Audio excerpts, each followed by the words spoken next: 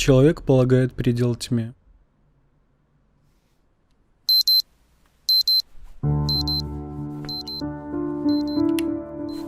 Свет, горячая вода,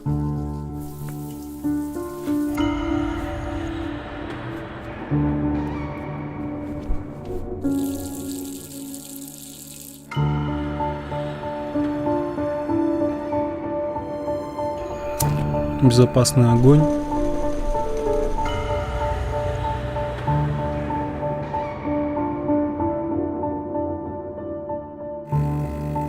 маленький уютный мир, которым мы себя окружили.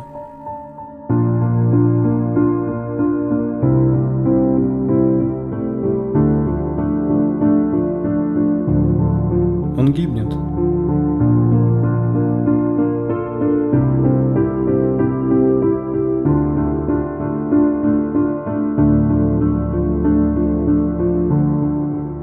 Я микробиолог. Моя работа – наблюдать и анализировать изменения состава почвенных микроорганизмов, происходящие под воздействием техносферы.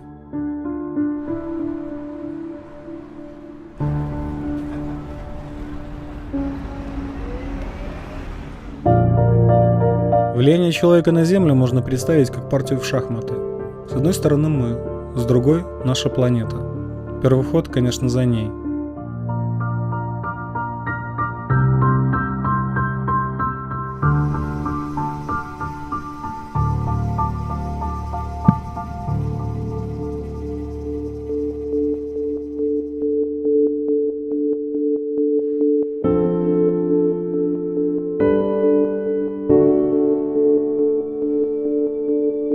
Жизнь зародилась около 4 миллиардов лет назад.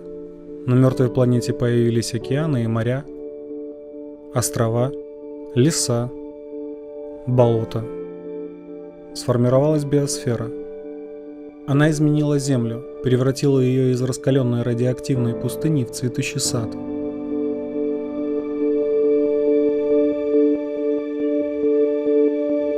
Миллиарды живых организмов взаимодействуют друг с другом. Живут и умирают, питая биосферу отходами своей жизнедеятельности. Кислород и озон – продукты фотосинтеза зеленых растений и бактерий, а плодородная почва – результат разложения и переработки мертвых организмов.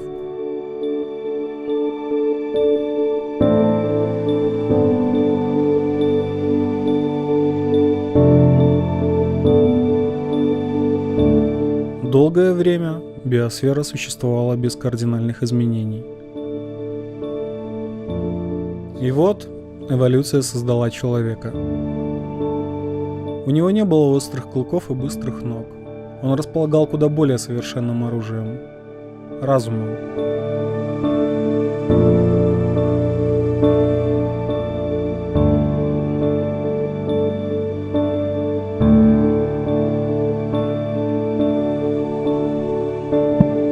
Сотни тысяч лет назад человек начал формировать свою версию биосферы внутри ее самой – техносферу, которая быстро разрослась до масштаба всей планеты.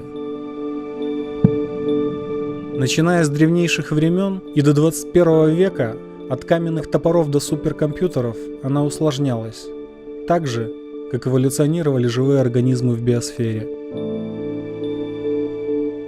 Техносфера – все, что создано человеком.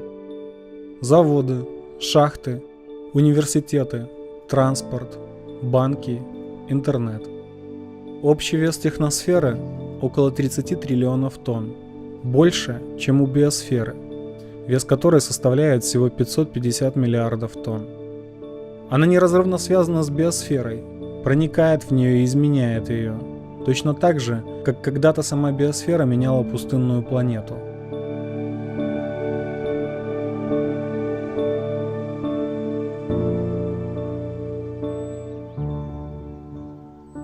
Я изучаю почву вокруг города на протяжении 10 лет. Состав микроорганизмов в ней за это время уменьшился в 25 раз. Мои образцы – как анализ крови.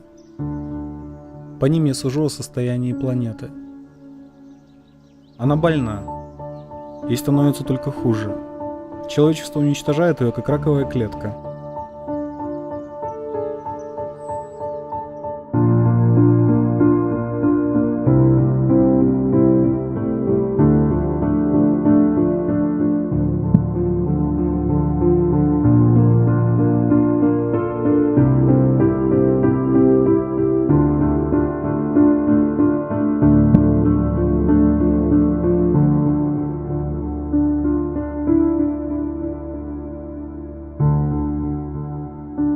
Почвенные микроорганизмы – основа здоровья биосферы, ее иммунная система. Биосфера с убитой иммунной системой будет подобна больному СПИДом, который в любой момент может умереть от безобидной простуды.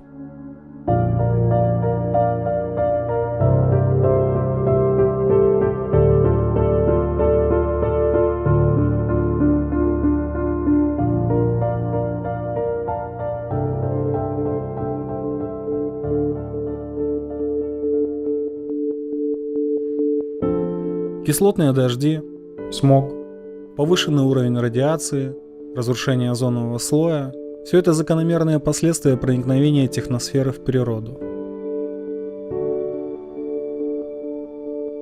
Ледники по всему миру исчезают из-за глобального потепления. Скоро мы столкнемся с резким сокращением пригодной для питья воды. Более миллиарда людей не имеют доступа к чистой питьевой воде уже сегодня. Десятилетиями автомобильный транспорт поставляет в атмосферу сажу, копоть и угарный газ. В отравленном воздухе канцерогенные соли. В мире сегодня есть более 500 миллионов автомобилей, а к 2030 году это число превысит миллиард.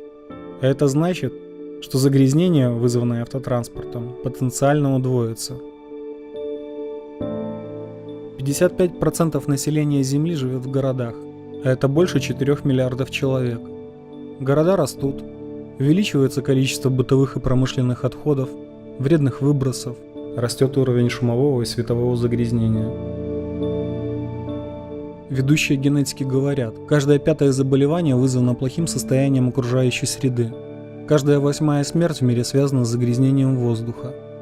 Возможно, это даже слишком мягкая оценка.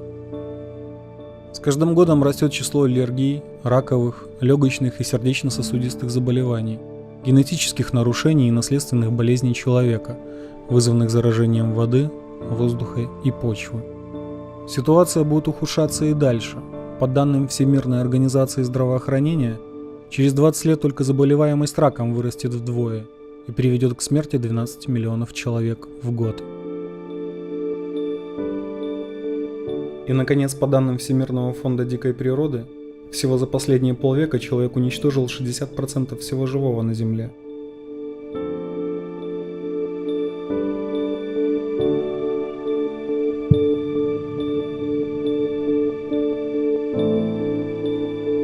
Чтобы планета восстановилась, нужно хотя бы на 50 лет полностью прекратить промышленное производство. Это означало бы конец современной цивилизации.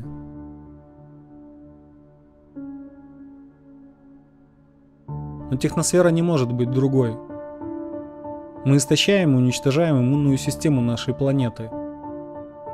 Итог такой деятельности предсказуем и страшен.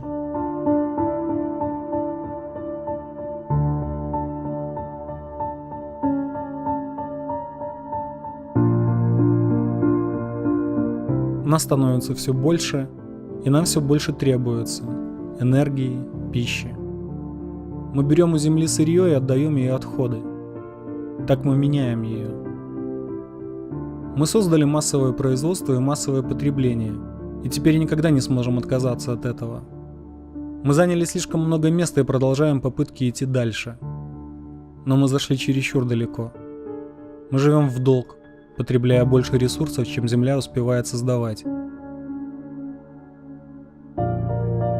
Я понимаю, что, начав эту партию, мы обрекли себя на поражение, и теперь только оттягиваем момент расплаты. Перемещаемся с места на место в эпоху нового великого переселения, как лягушка в сосуде с водой, под которой уже горит огонь.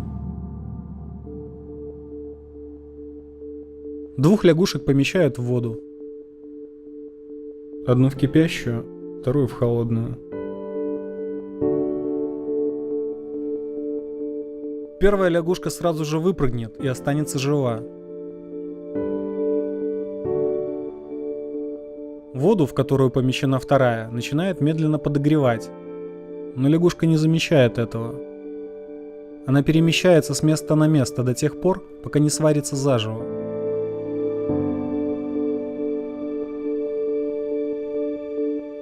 Пытаясь локально решать глобальные проблемы, мы поступаем так же. Мы выносим вредное производство за город, в другие страны. Вместо машин с бензиновыми двигателями хотим использовать электромобили. Говорим о сокращении выбросов СО2 и так далее, и так далее. Но наши потребности продолжают расти, и градус в нашем сосуде, биосфере, становится все больше. Как и лягушка, мы не замечаем этого до той поры, пока не погибнем. Мы не сможем предотвратить конца. Я думаю, что наше будущее в том, чтобы исчезнуть в космосе. Возможно потому, что за смогом городов мы перестали его видеть.